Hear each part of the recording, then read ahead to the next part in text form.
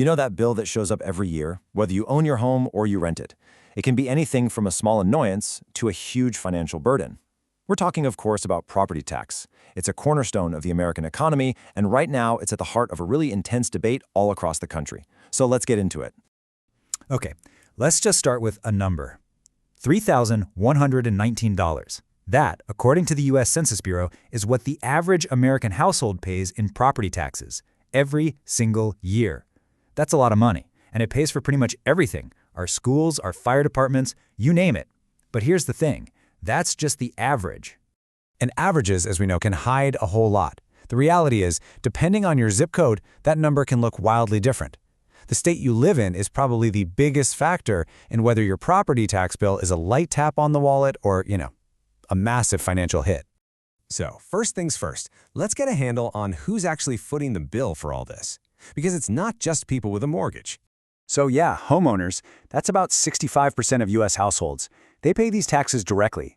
But the other 35%, renters, they are definitely not off the hook. Landlords almost always bake those property tax costs right into your monthly rent. So this is an issue that, one way or another, touches pretty much everyone. To really wrap your head around just how massive this gap is, you've got to look at the extremes. So let's compare two states that are on completely opposite ends of the property tax world. Okay, check this out, because the difference here is just wow. Let's take a home valued at the national median, so about $332,000. If that home is in New Jersey, you're paying over $7,000 a year in property taxes. Now take that exact same home, plop it down in Hawaii, and your bill is less than $900. I mean, that is a huge, huge difference. And it's not just some weird fluke between New Jersey and Hawaii. The data shows you've got states like Illinois and Connecticut right up there at the high end, with rates around 2%.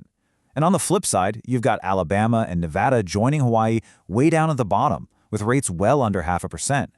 Now, these wide swings are putting a major strain on a lot of people, but there's one group that's really getting a lot of attention right now: senior citizens.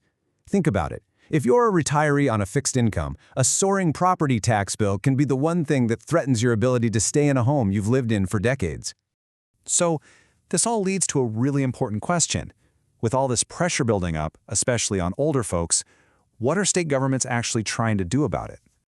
Well, it turns out quite a few states are floating some very bold and very different proposals for tax relief. We're going to take a look at 4 of them to see all the different ways lawmakers are trying to tackle this head-on. Let's start our tour in Tennessee. They have a proposal that's aimed squarely at their older residents, and it's called the Golden Homeowners Tax Relief Program. The plan is nothing short of ambitious. They're talking about a full reimbursement of property taxes for seniors who are 65 and older. But there is a catch. You have to have lived in Tennessee for at least 20 years straight. And how would they pay for it? Proponents say it could be funded right out of the state's annual surplus. This quote from Rob Mitchell, a property assessor down in Tennessee, really frames the whole debate. He's basically saying it's a matter of priorities. If the state can find money for corporate tax cuts, it can find money to help out the seniors who built the state in the first place. Okay, now let's head over to Texas, where they've got a proposal with a much, much catchier name: Operation Double Nickel. The name Double Nickel tells you everything you need to know. It's all about the number 55. The idea is to lower the age for senior tax benefits from 65 all the way down to 55. And once you hit 55, the value of your home for school property taxes would be frozen. On top of that, the plan also wants to increase homestead exemptions for everybody, which would give a little bit of relief to all homeowners. So while Tennessee and Texas are really focused on age, other states like Florida and Ohio are thinking even bigger. They're looking at much broader overhauls of their entire tax systems. Florida's proposal is massive. They're talking about getting rid of most non-school property taxes, so the money that funds your local parks and police, entirely over the next 10 years. Ohio's taken a different approach. They're looking at several bills that would give local officials more control, like letting counties scale back tax levies and putting a cap on how fast your tax bill can grow. But, and this is a huge but, these big changes come with some really big questions. In Florida, for example, one policy group estimates that phasing out those taxes would create a $43 billion funding gap. Billion with a B. And that raises the critical question, what happens to the services that money was supposed to pay for? It really highlights the central trade-off here.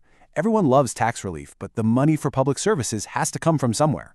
At the end of the day, all of these battles happening in different states are really just part of a much bigger conversation that's taking place all across America. This is about more than just accounting.